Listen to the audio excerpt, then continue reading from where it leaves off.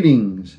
This devotion is for the 30th of September, and the reading comes from the book of, or Gospel, I should say, of Matthew, 17th chapter, verses 1 through 8.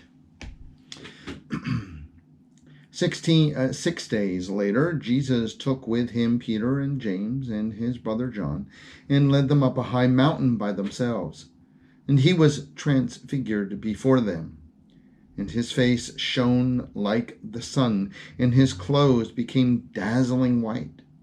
Suddenly there appeared to them Moses and Elijah talking with him. Then Peter said to Jesus, "Lord, it is good for us to be here. If you wish, I will make 3 dwellings here, one for you, one for Moses, and one for Elijah." While he was still speaking, suddenly a bright cloud overshadowed them. And from the cloud a voice said, "This is my Son, the beloved. With him I am well pleased. Listen to him." When the disciples heard this, they fell to the ground and were overcome by fear. But Jesus came and touched them, saying, "Get up and do not be afraid." And when they looked up, they saw no one except Jesus himself alone. The Transfiguration. Now, for some of us, this is a story we're familiar with, right? The disciples have this experience of a closeness with God in a way that they had never experienced before. I believe this is where this phrase, "Did you have a mountaintop experience?" really comes from, right? Peter wanted to prolong the experience, and we can understand that, can't we? And I'll build some booths, we'll hang out, we'll make this work, right? But Jesus calls them back down the mountain.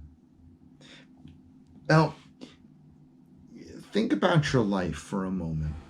Haven't there been times here and there where you've had your mountaintop experiences? You've got to search your own life, but maybe it was a wedding day, maybe not. Maybe it was the birth of a child. Then again, maybe not. Maybe it was hiking up to the top of the mountain and seeing a sunset that just blew you away. Whatever it was. That's a sense of being at the top of a mountain, a mountaintop experience. And isn't there a sense that we want to hold on to that, grab that, live that, just never let that go? It's understandable that the disciples wanted to extend the experience, right? But they couldn't, and we couldn't. But here's the thing. I think this is the lesson, one of the pieces that comes from this, is the disciples, what they didn't need to lose was the joy, the experience, the closeness to God that they felt that day. They could take that and live and let that joy just infiltrate themselves so they could use it as they lived their daily lives.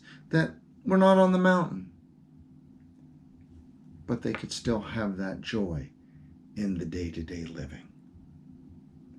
I think that's what Jesus wants for us, to live that joy day to day, to live daily with that mountaintop joy. Please join me in the Lord's Prayer. Our Father, who art in heaven, hallowed be thy name. Thy kingdom come, thy will be done, on earth as it is in heaven. Give us this day our daily bread, and forgive us our trespasses, as we forgive those who trespass against us.